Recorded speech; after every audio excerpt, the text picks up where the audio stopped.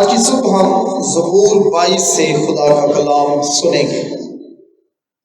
اس سے قبل کہ ہم خدا کے کلام کو سنیں، ایک ٹیسٹ کے ساتھ ہم آج کے پیغام کو شروع کریں گے۔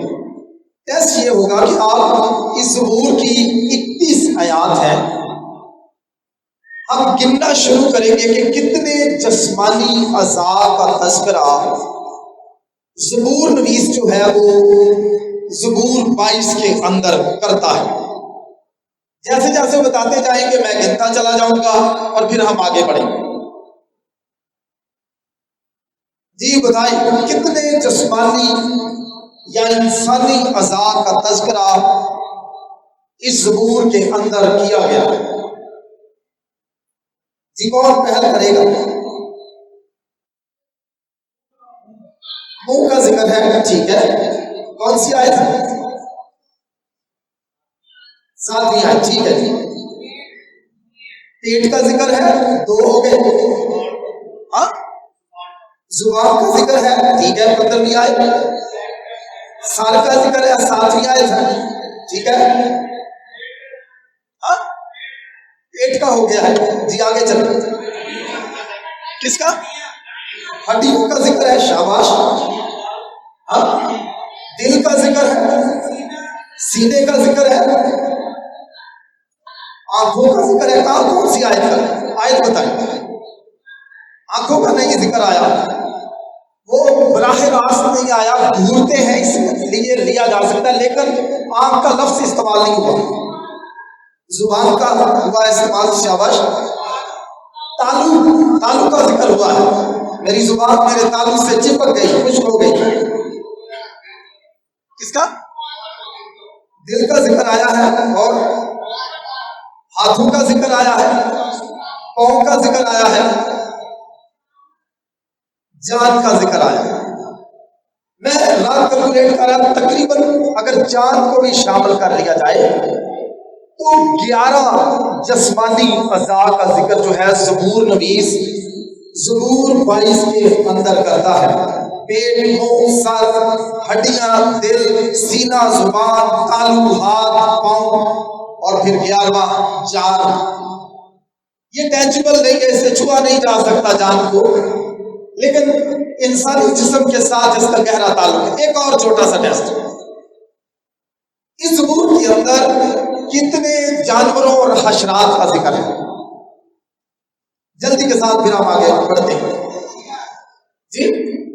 ہاں جی، کیڑے کا ذکر ہے حشرات میں جی، سانڈوں کا ذکر ہے، ببر کا ذکر ہے، کتوں کا ذکر ہے۔ بہت شکریہ۔ تقریباً 3 خاص جانوروں کا ذکر ہے، جس میں کتے شامل ہیں، ببر شامل ہے، سانپ شامل ہے، اور حشرات میں کیڑے کا تذکرہ جو ہے وہ اس زبور کے اندر کیا گیا۔ یہ زبور ایک انتہائی اہم زبور ہے۔ زبور 22 کا ایک حصہ اکثر اوقات ہم گاتے بھی ہیں، یاد یہوہ دی سب کرنگے کنڈے ساری دنیا دے، لیکن یہ ایک لمبا زبور ہے۔ بہت سارے اس کے ایسے حصے ہیں جو گائے نہیں جاتے ہیں، لیکن میری خواہش ہوگی کہ آنے والے وقت میں ہم کوائر کے ساتھ مل کر باقی حصوں پر بھی کام کریں اور اس زبور کے باقی حصوں کو بھی گنگنانا سیکھیں۔ میرے دیکھو، خداوند کا ایک خادم جس کا نام ڈیرک کڈر ہے، وہ کہتا ہے کوئی بھی مسیحی اس زبور کو مصلوبیت کے واقعے کو ذہن میں رکھے بغیر نہیں پڑھ سکتا۔ پھر سے سنیے، ڈیرک کڈر جو خدا کا خادم ہے وہ کہتا ہے کوئی شخص بھی یا کوئی ایماندار بھی زبور 22 کو جب پڑھتا ہے تو وہ مصلوبیت کے واقعے کو ذہن میں رکھے بغیر یا لائے بغیر اس زبور کو نہیں پڑھ سکتا۔ اگرچہ یہ زبور محض ایک نبوت کی تکمیل نظر آتی ہے، لیکن در حقیقت یہ ایک دکھی شخص کے حلیم مزاج کی عکاسی کرتا ہے۔ پھر سے سنیے، اگرچہ یہ زبور محض ایک نبوت کی تکمیل نظر آتی ہے، لیکن در حقیقت یہ ایک دکھ اٹھانے والے شخص کی حلیم طبیعت یا حلیم مزاج کی عکاسی کرتا ہے۔ دلچسپی کی بات یہ ہے، دکھوں کا اظہار کثرت کے ساتھ اس زبور میں کیا گیا ہے، لیکن بدلہ لینے کی کوئی بات نہیں کی گئی۔ یہ اس زبور کی خاص مرکزی بات ہے۔ حالانکہ دوسرے مضامین کے اندر زبور نویس خدا سے بدلہ لینے کی درخواست کرتا ہوا نظر آتا ہے۔ ریچرڈ بیلچر خدا کا ایک اور خادم ہے، وہ کہتا ہے بلا شبہ زبور 22 کا تعلق مسیح کی ذات کے ساتھ ہے، کیونکہ اس زبور کی پہلی آیت کے الفاظ کو خدا یسوع مسیح نے مصلوبیت کے وقت اپنی زبان مبارک سے ادا کرتے ہوئے کہا، اے میرے خدا، اے میرے خدا، تو نے مجھے کیوں چھوڑ دیا؟ میرے دلو، ریچرڈ بیلچر کہتا ہے مسیح کا اس زبور کو استعمال کرنا قاری کو دعوت دیتا ہے کہ وہ سارے زبور میں مسیح کے کام اور نہ صرف اس کی مصلوبیت، اس کی موت، بلکہ اس کے جی اٹھنے کی حقیقت کو بھی تجربہ کرے۔ پھر سے سنیے، مسیح کا اس زبور کو استعمال کرنا قاری کو دعوت دیتا ہے کہ وہ سارے زبور کو مسیح کے کام اور اس کے ساتھ جو اس زبور کا گہرا تعلق ہے اس کو دیکھنے کی دعوت دیتا ہے۔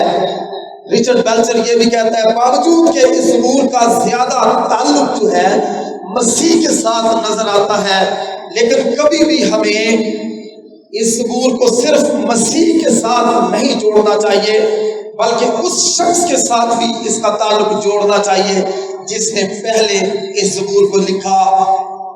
اور وہ کون شخص تھا؟ وہ داؤد تھا۔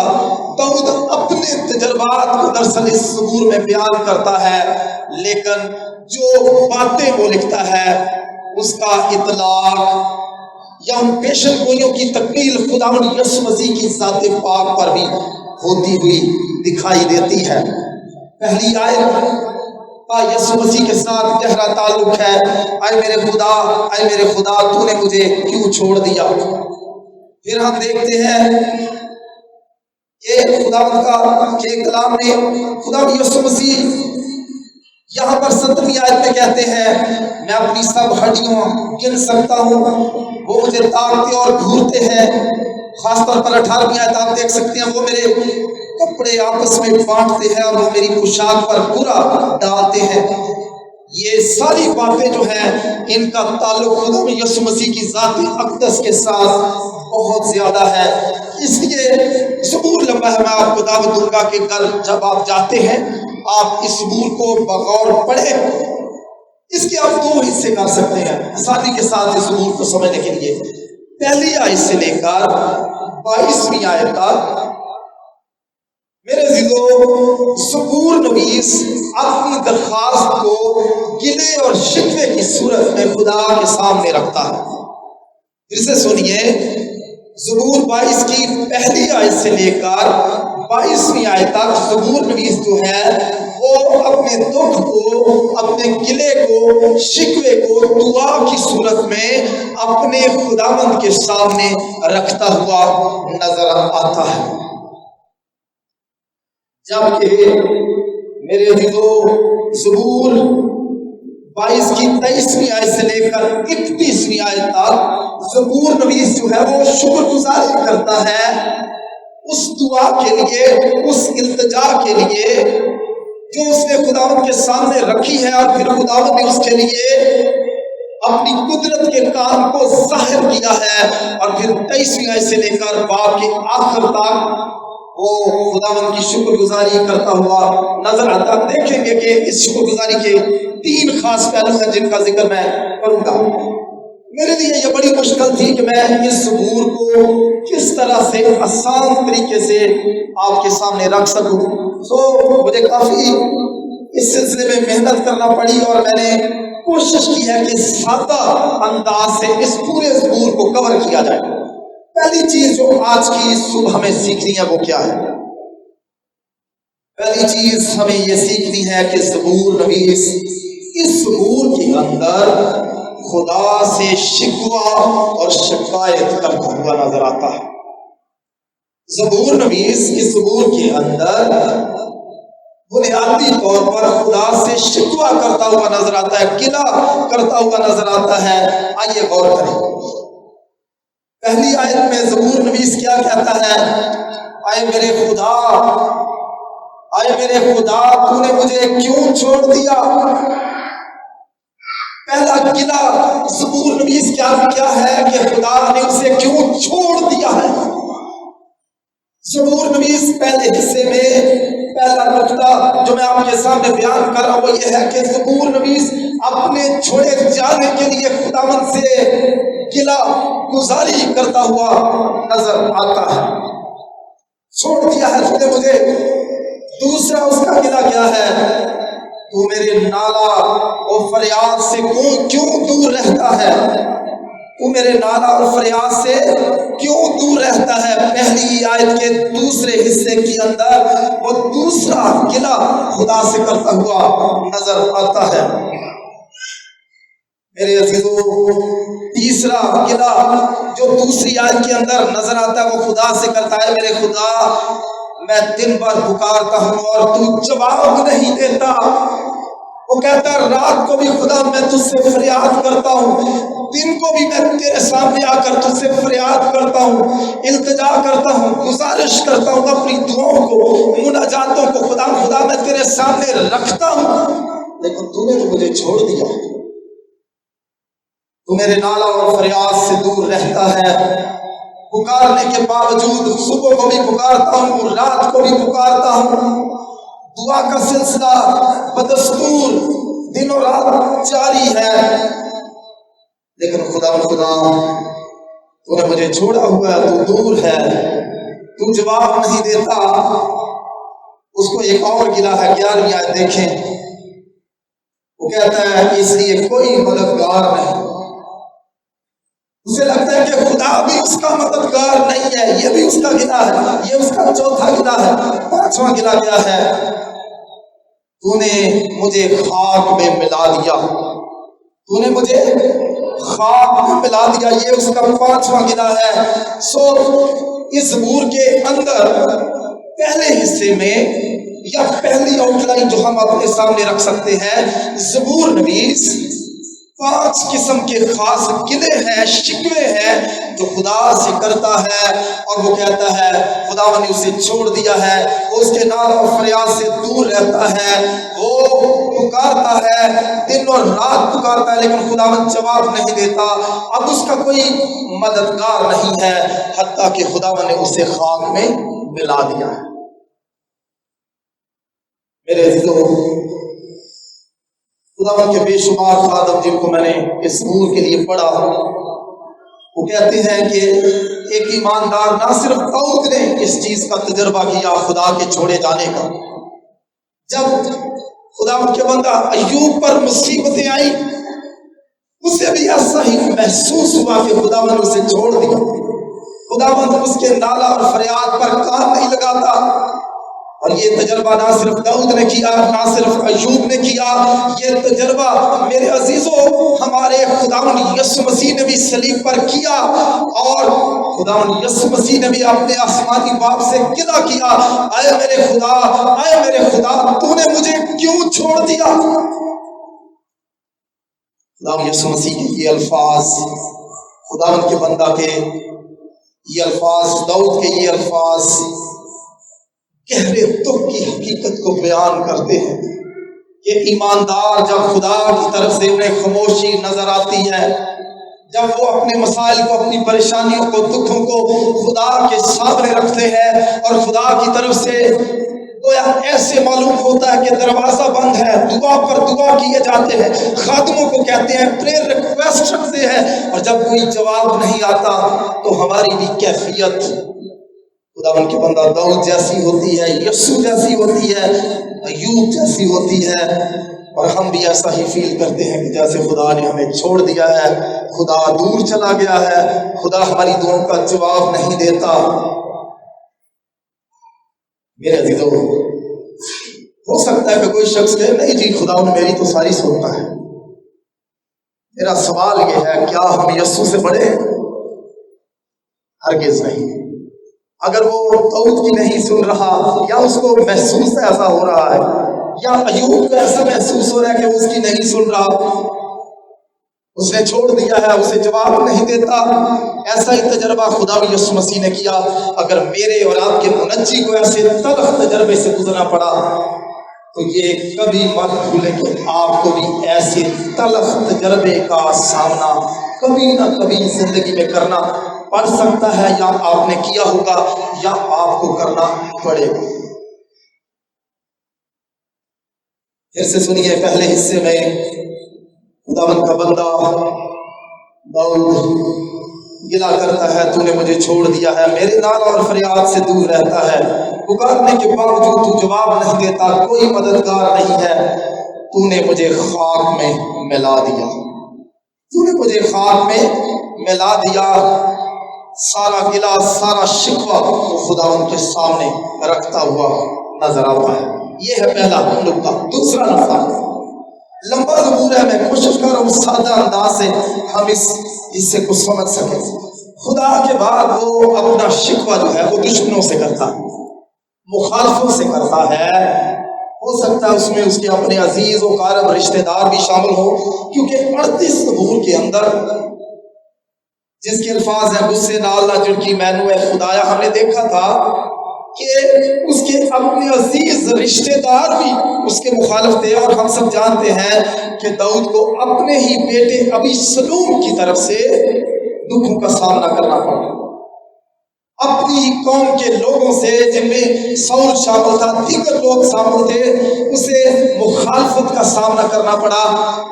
اب دوسرے نقطے میں جس بات پر ہم غور کریں گے، زبور نویس جو ہے وہ اپنے دشمنوں سے، اپنے مخالفوں سے گلا شکوہ یا شکوہ گزاری کرتا ہوا نظر آتا ہے۔ اس کا شکوہ کیا ہے آپ دیکھ سکتے ہیں، وہ کہتا ہے میں آدمیوں میں انگشت نما ہوں، میں آدمیوں میں انگشت نما ہوں، چھٹی آیت۔ اور پھر وہ کہتا ہے لوگوں میں حقیر ہوں، لوگوں کی بابت کو کہہ رہا ہے کہ میں ان کے سامنے انگشت نما بن گیا ہوں، ان کی انگلی کے نشانے پر لوگوں میں حقیر، میرا مضحکہ اڑاتے ہیں۔ وہ کہتا ہے وہ مجھ پر منہ چڑھاتے ہیں، وہ سر ہلاتے ہیں، سر ہلا ہلا کر منہ چڑھاتے ہیں، سانپوں کی طرح مجھے گھیرتے ہیں، ببر کی طرح مجھ پر منہ پسارتے ہیں، میرے ہاتھ کو چھیدتے ہیں، مجھے تاکتے اور گھورتے ہیں، میری پوشاک پر کرا ڈالتے ہیں۔ اب وہ اپنے مخالفوں کا ذکر کرتا ہے، وہ میرے ساتھ کیا برتاؤ کر رہے ہیں۔ ایک طرف کہتا ہے خداوند تو کیا میرے ساتھ برتاؤ کر رہا ہے، اور دوسری طرف کہتا ہے میرے دشمن، میرے مخالف میرے ساتھ یہ کر رہے ہیں۔ آدمیوں میں انگشت نما بنا ہوا ہوں، لوگ مجھے حقیر جانتے ہیں، وہ میرا مضحکہ اڑاتے ہیں، منہ چڑھاتے ہیں، سر ہلاتے ہیں، سانڈوں کی طرح گھیرتے ہیں، ببر کی طرح منہ پسارتے ہیں، ہاتھ پاؤں چھیدتے ہیں، مجھے تاکتے اور گھورتے ہیں، میری پوشاک پر برا ڈالتے ہیں۔ خدا یسوع مسیح ذہن میں آتا ہے یہ ساری باتیں، ان سارے گلوں اور شکووں کا اطلاق نہ صرف مقدس داؤد کی زندگی پر ہوتا ہے، ایسا لگتا ہے یہ سارے تجربات خدا یسوع مسیح نے بھی اپنی زندگی میں کیے، اور بہت دفعہ ایماندار بھی ایسے ہی تجربات اپنی زندگی میں کرتے ہیں۔ دوسروں کی طرف سے، دوسرے انسانوں کی طرف سے، معاشرے کی طرف سے طعن و تشریح کا نشانہ بنایا جاتا ہے، ایسی مشکلات اور پریشانیوں کا سامنا کرنا پڑتا ہے۔ دوسرے حصے میں ہم نے دیکھا کہ وہ اپنے مخالفوں سے شکوہ گزاری کرتا ہوا نظر آتا ہے کہ وہ اس کے ساتھ کیسے پیش آ رہے ہیں۔ پہلے حصے میں خدا اس کے ساتھ کیسے پیش آ رہا ہے، اب تیسرا ایک نقطہ جو میں آپ کے سامنے رکھنا چاہتا ہوں، نتیجہ کیا ہوا ہے اس کا؟ خدا نے چھوڑا ہے، جو دوسرے لوگ ہیں، معاشرہ جو ہے وہ اس کا مخالف ہو گیا ہے، اب اس پر نتیجہ کیا بنا ہے؟ اور یہ وہ کہتا ہے کیڑے جیسی میری حالت ہے، انسان نہیں ہوں میں۔ ان مخالفوں کی وجہ سے، خدا کے چھوڑے جانے کی وجہ سے اب میں تو ایک کیڑے کی مانند بن گیا ہوں۔ چھٹی آیت میں کہتا میں تو کیڑا ہوں، انسان نہیں، جس کا دل چاہے مجھے اپنے پاؤں کے نیچے مسل دے۔ ایک کیڑے کی زمین پر جب وہ چلتا ہے اس کی کیا حیثیت ہے؟ میں انسان نہیں ہوں، میری کیڑے جیسی حیثیت ہے۔ پھر وہ کہتا ہے میں پانی کی طرح بہہ گیا، جیسے پانی بہ جاتا ہے ویسی میری حالت ہے۔ پھر وہ کہتا ہے میری ہڈیاں اکھڑ گئی۔ یہ اس کی شخصیت پر خدا کے چھوڑنے کی وجہ سے اور مخالفوں کے بدلہ لینے کی وجہ سے اس پر کیا گزر رہی ہے؟ کیا گزر رہی ہے؟ کیڑے کی سی حالت ہے، پانی کی طرح بہ گیا، میری ہڈیاں اکھڑ گئی، میرا دل موم کی مانند ہو گیا ہے، پگھل گیا ہے، میری قوت ٹھیکرے کی مانند خشک ہو گئی اور میری زبان تالو سے چپک گئی۔ یہ ہے اثر جب خدا نے اسے چھوڑ دیا ہے، جب اسے محسوس ہوتا ہے کہ اس کے مخالفوں نے اس کے ساتھ زیادتی کی ہے، اب وہ خود کو کیڑا سمجھتا ہے، پانی کی طرح وہ بہہ گیا ہے، اس کی ہڈیاں اکھڑی ہوئی ہیں، دل موم کی طرح پگھل چکا ہے، اس کی قوت ٹھیکرے کی مانند خشک ہو گئی ہے اور اس کی زبان تالو سے چپک گئی ہے۔ زبان کے تالو کے ساتھ چپکنا ہمیں یسوع مسیح کی اس کلمے کی یاد دلاتا ہے جس میں اس نے کہا میں پیاسا ہوں۔ یہ زبان کی خشکی کی طرف اشارہ ہے۔ اس زبور کی تمام آیات، زیادہ تر آیات کا تعلق خداوند یسوع مسیح کے دکھوں کے ساتھ ہے اور خداوند یسوع مسیح کے جی اٹھنے اور آسمان پر راج کرنے کے ساتھ ہے۔ پہلے اس میں دیکھا ہم نے خداوند سے شکوہ اور شکایت، پھر مخالفوں سے شکوہ شکایت کہ وہ کیا کرتے ہیں، پھر ہم نے دیکھا کہ اس کا نتیجہ کیا ہوا ہے۔ اب چوتھی اور سب سے اہم بات جس کی طرف میں آپ کی توجہ دلانا چاہتا ہوں،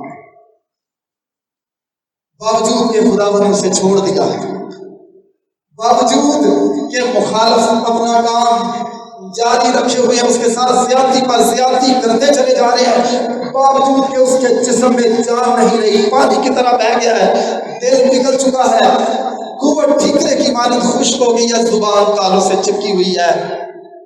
سب سے اہم بات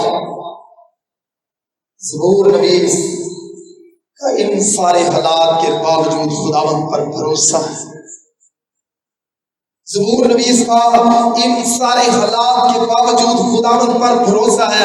آئیے ہم اس کے بھروسے کے حوالے سے غور کریں۔ اس زبور کے اندر پہلی آیت کو پڑھے تو وہ کیا کہتا ہے؟ آئے میرے خدا، باوجود کہ خداوند سے گلہ کرتا ہے کہ خداوند نے اسے چھوڑا ہوا ہے، وہ اس کے نالہ اور فریاد سے دور رہتا ہے، اس کا کوئی مددگار نہیں ہے، خداوند نے اسے خاک میں ملا دیا ہے، لیکن اس کے باوجود خدا کو جب مخاطب کرتا ہے تو کیا کہتا ہے؟ آئے میرے خدا، آئے میرے خدا۔ ایک دفعہ نہیں کہتا، پہلی آیت میں وہ 2 دفعہ کہتا ہے آئے میرے خدا، آئے میرے خدا، پھر دوسری آیت میں کہتا ہے تیسری دفعہ آئے میرے خدا۔ اور اگر آپ 19ویں آیت کو پڑھیں، 19ویں آیت میں وہ کیا کہتا ہے؟ لیکن تو اے خداوند دور نہ ہو، اور پھر خداوند کو مخاطب کرتے ہوئے کیا کہتا ہے؟ اے میرے چارہ ساز، اے میرے چارہ ساز۔ 10ویں آیت کو پڑھیے، 10ویں آیت میں وہ خداوند کو کیا کہتا ہے؟ پیدائشی سے تجھ پر چھوڑا گیا، میری ماں ہی کے پیٹ سے تو میرا خدا ہے، تو میرا خدا ہے۔ اے میرے خدا، اے میرے خدا، اے میرے خدا، اے میرے چارہ ساز۔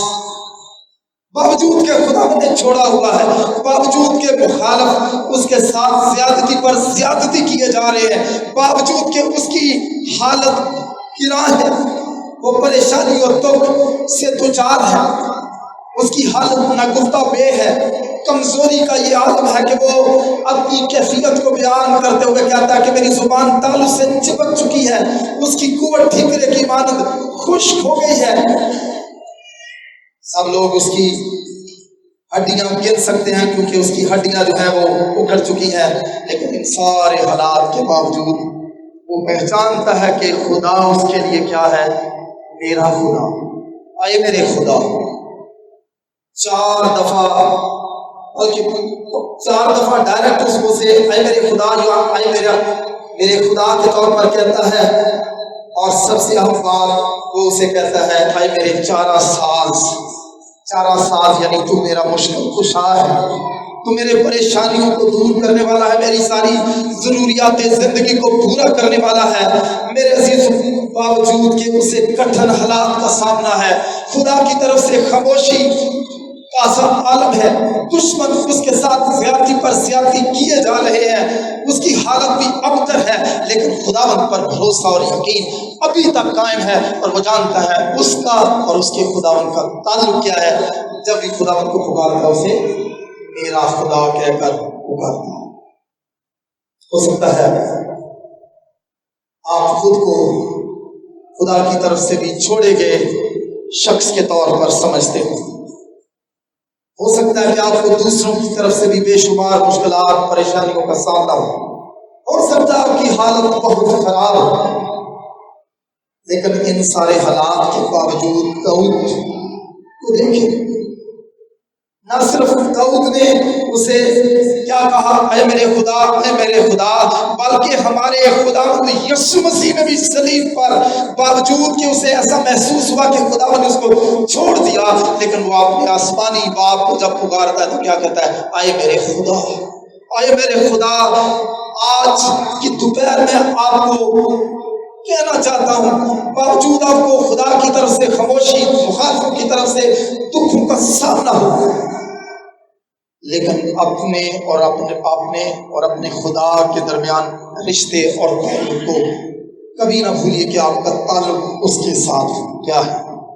وہ تمام لوگ جو توبہ کر کے خدا یسوع مسیح کو قبول کر لیتے ہیں، ان کی بابت یونا کی انجیل اس کے پہلے باب کی 12ویں آیت میں کیا لکھا ہے، لیکن جتنوں نے اسے قبول کیا اس نے انہیں خدا کے فرزند بننے کا حق بخشا، یعنی انہیں جو اس کے نام پر ایمان لاتے ہیں ہم خدا کے کیا ہے، بیٹے اور بیٹیاں۔ ہمیں اپنے تعلق کو، ہمیں اپنے رشتے کو ان سارے حالات کے درمیان کبھی نہیں بھولنا کہ ہمارا آسمانی باپ کے ساتھ، یسوع کے ساتھ کیا رشتہ ہے، اور زبور نویس ان سارے کٹھن حالات کے باوجود اپنے اور اپنے خداوند کے درمیان جو رشتہ ہے اس کو پہچان رہا ہے۔ ایک بات میں ضرور کہوں گا، وہ خداوند کو کہتا ہے اے میرے خدا، یا میرا خدا، میرا چارہ ساز۔ میں سمجھتا ہوں یہ تعلق اس وقت قائم ہوتا ہے جب ہم اپنی زندگیاں خداوند کو دیتے ہیں۔ اگر میں نے اپنی زندگی خداوند کو دی ہی نہیں، اگر میں نے توبہ کی ہی نہیں، اگر میں نے اپنا تن من دن اس کے سپرد کیا ہی نہیں، تو کیا کبھی ہم کہہ سکتے ہیں اے میرے خدا، اے میرے خدا، اے میرے خدا، تو میرا خدا ہے، تو میرا چارہ ساز ہے؟ ہرگز نہیں۔ داؤد اپنی زندگی خداوند کو دے چکا ہے، باوجود کہ خدا کی طرف سے خاموشی، دشمنوں کی طرف سے زیادتی کا سامنا ہے، اس کی طبیعت گراں ہے ان سارے حالات کے باوجود، لیکن وہ اپنے اور خدا کے تعلق کو جانتا ہے، وہ اس کا خدا ہے۔ میں سوال یہ پوچھنا چاہتا ہوں، کیا آپ نے خدا کے ساتھ اپنی روحانی زندگی کی شروعات کی؟ کیا آپ اسے کہہ سکے کہ یسوع میرا ہے، آسمانی باپ میرا ہے، خدا میرا ہے؟ اگر نہیں تو آج آپ کو ایسٹر گزرنے کے بعد جو پہلا اتوار جس کے لیے ہم یہاں پر جمع ہوئے ہیں، ہمیں آج سے اپنے رشتے کو خداوند کے ساتھ قائم کرنے کی ضرورت ہے۔ اسے اپنا خدا مانتا ہے، اسے اس کے ساتھ اپنی اپنائیت، قریبی رشتے کا اظہار اس کے ساتھ کرتا ہے۔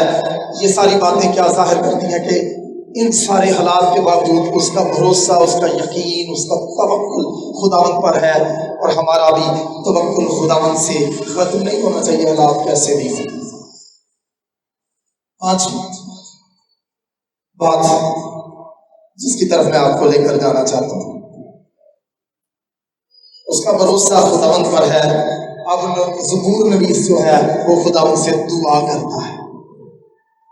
یہ تو ٹھیک ہے کہ خدا اس سے دور ہے، اس کی دعاؤں کو نہیں سنتا، کوئی اس کا مددگار نہیں ہے، خدا نے اسے خاک میں ملا دیا ہے، دشمن اس کے ساتھ زیادتی کر رہے ہیں، اس کی حالت خراب ہے۔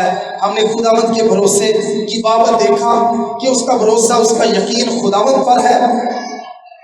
پانچواں نقطہ جس پر آپ غور کر رہے ہیں، زبور نویس خداوند کی طرف لوٹتا ہے، خداوند سے التجا کرتا ہے، خداوند سے مناجات کرتا ہے۔ آئیے غور کریں کہ وہ خداوند سے کیا التجا کرتا ہے۔ 11ویں آیت دیکھیں، مجھ سے دور نہ رہ، اے خداوند مجھ سے دور نہ رہ، کیونکہ مصیبت قریب ہے، اس لیے کہ کوئی مددگار نہیں۔ وہ خدا کو پکار رہا ہے۔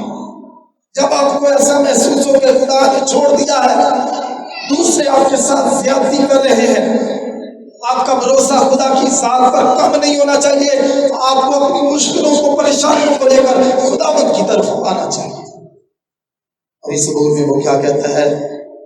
مجھ سے دور نہ رہ۔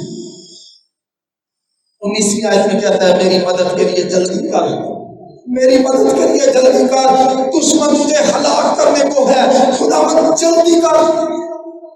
پھر وہ کہتا ہے، تلوار سے بچا، کتوں کے قابو سے بچا، ببر کے منہ سے بچا۔ وہ خداوند کے سامنے اپنی التجا کو، اپنی گزارش کو رکھتا ہے۔ جب ہمیں ان سارے جذبات کا سامنا کرنا پڑے، ایسے حالات کا سامنا کرنا پڑے، نہ تو ہمارا بھروسہ خداوند سے کم ہونا چاہیے، اور نہ ہماری دعائیہ زندگی ختم ہونی چاہیے۔ ہمیں اپنے دکھوں اور پریشانیوں کو لے کر پھر بھی اسی کو پکارے جانا ہے۔ جب سٹیفنس سنسار کیا جا رہا تھا تو محسوس کرتا ہوگا جیسے خداوند نے اسے چھوڑ دیا۔ جب وہ ہمارے بہن بھائی جن کو بھٹے میں پھینکا گیا اور ایک بڑی بھیڑ ان کے چوگرد تھی اور ان کو آگ کی بھٹی میں ڈال دیا گیا جہاں اینٹیں پکائی جاتی ہیں، کیا انہوں نے تجربہ نہ کیا ہوگا کہ خداوند نے ہمیں چھوڑ دیا؟ حالات کیسے بھی ہوں، ہم کتنی ہی کٹھن مشکلات سے کیوں نہ گھر رہے گرے ہوں، پھر بھی ہم نے خداوند پر اپنے بھروسے کو یاد رکھنا ہے اور مضبوط رکھنا ہے، اور اپنی مشکل سے رہائی کے لیے کس کو پکارنا ہے؟ خداوند کو پکارنا۔ زبور نویس مجھ سے دور نہ ہو، میری مدد کے لیے جلدی کر، تلوار سے بچا، کتوں سے کے قابو سے بچا، ببر کے منہ سے چھڑا۔ میرے عزیزو، وہ خداوند کو اس کی قدرت کے سابقہ کاموں کو بھی یاد دلاتا ہے، اور وہ کیا کہتا ہے؟ لیکن تو قدوس ہے، تو جو اسرائیل کی حمد و ثنا پر تخت نشین ہے۔ ہمارے باپ دادا نے تجھ پر توکل کیا، انہوں نے توکل کیا، تو نے ان کو چھڑایا، انہوں نے تجھ سے فریاد کی اور رہائی پائی، انہوں نے تجھ پر توکل کیا اور وہ شرمندہ نہ ہوئے۔ خداوند تو نے ان کے لیے بڑے بڑے کام کیے، تم میرے لیے بھی بڑے بڑے کام کر۔ خداوند کو یاد دلاتا ہے کہ تو نے بنی اسرائیل قوم کے لیے کیا کیا۔ جب انہوں نے اپنا بھروسہ، اپنا یقین، اپنا ایمان تجھ پر رکھا تو تو نے ان کو چھڑایا، تو نے ان کو شرمندگی سے بچایا، تو نے ان کی فریاد کو سنا۔ بنی اسرائیل کا ذکر کرتا ہے خدا، تو نے ان کے لیے کیا کیا۔ اب وہ اپنی بات کرتا ہے، اپنے بھروسے اعتقاد کی، اور وہ کہتا ہے پر تو ہی نامی آیت سے 8ویں آیت کو پڑھ دیں تو زیادہ بہتر، اپنے آپ کو خداوند کے سپرد کر دے، وہی اسے چھڑائے گا، اور جب اس سے خوش ہے تو وہی اسے چھڑائے گا، اسے یقین ہے کہ وہ اسے چھڑائے گا۔ پر تو ہی مجھے پیٹ سے باہر لایا، وہ جانتا ہے کہ خداوند کیا کر سکتا ہے، تو ہی مجھے پیٹ سے باہر لایا، جب میں شیر خوار ہی تھا تو نے مجھے توکل کرنا سکھایا، میں پیدائش ہی سے تجھ پر چھوڑا گیا، میری ماں کے پیٹ ہی سے تو میرا خدا ہے۔ खुदावंद तूने बनी इसराइल को छुड़ाया, मैं माँ के पेट ही से तुझ पर छोड़ा गया, तूने मेरी माँ के पेट से मुझे निकाला, तूने मेरी परवरिश की, मैं तो बचपन ही से तेरे साथ रास्त दिली के साथ चलता रहा। खुदावंद तू मुझसे दूर न रह, मेरी मदद के लिए जल्दी कर, तलवार से बचा, कुत्तों से बचा, बब्बर के मुंह से मुझे बचा ले। जब आप ऐसी मुश्किलात दुखों का सामना करते हैं तो किसी और दर को ना खटखटाएं, अपने खुदावंद की तरफ अपने दुख को, अपने नाला को, अपनी परेशानी को खुदावंद के सामने रखें। बारहा मर्तबा कहा है, एक ही कब्र खाली है और वो यीशु की है, और एक ही है जो आसमान पर चढ़ा है और बाप की दानी तरफ बैठा है और अब्दुल आबाद तक हमारी शफाअत करता है। किसी दूसरे के वसीले से निजात नहीं, आसमान के तले जमीन के ऊपर आदमी को कोई दूसरा नाम नहीं बख्शा गया जिसके वसीले से हम निजात पा सके, वो यीशु का नाम। हर तरह के हालात में हमें उसकी तरफ जाना है, उसको पुकारना, उससे फरियाद करनी है। मेरे अज़ीज़ों, खुदावंद से शिकवा पहला पॉइंट है, मुआशरे से मुखालफों से शिकवा दूसरा पॉइंट, तीसरा पॉइंट हमने देखा उसका नतीजा क्या है, चौथा पॉइंट हमने देखा कि इन सारे हालात के बावजूद उसका भरोसा खुदावंद पर है, पांचवा पॉइंट बावजूद कि हालात कैसे हैं वो खुदा की तरफ अपनी दरख्वास्त को लेकर आता है, बार बार उससे अपील करता है, जल्दी करने के लिए कहता है। अब 23वीं आयत से लेकर 31वीं आयत तक वो खुदा की शुक्रगुजारी करना शुरू करता है। ऐसा लगता है कि खुदा ने उसे जवाब दे दिया है। और क्या कहता है 23वीं आयत को पढ़े, वो कहता है, आए खुदा से डरने वालों उसकी सताइश करो, आए याकूब की औलाद सब उसकी तमजीद करो, आए इस्राएल की नस्ल सब उसका डर मानो, क्योंकि उसने ना तो मुसीबत ज़्यादा की, मुसीबत को हकीर जाना, ना उससे नफरत की, ना उससे अपना मुंह छुपाया। पहले क्या लग रहा है जैसे खुदावन ने उसे छोड़ दिया, अब उसे लगता है कि खुदावन उसकी तरफ लौट आया है, खुदावन ने उसकी फरियाद को सुन लिया है, क्योंकि उसने ना तो मुसीबत ज़्यादा की, मुसीबत को हकीर जाना, ना उससे नफरत की, ना उससे मुंह छुपाया है। अब वो इकरार कर रहा है कि जो कुछ उसका तजर्बा था, तलख तजर्बा था, खुदा की तरफ से खामोशी थी, ये वक्त ही था। अब खुदावन ने उसकी फरियाद को सुन लिया, बल्कि जब उसने खुदावन से फरियाद की तो उसने सुन ली।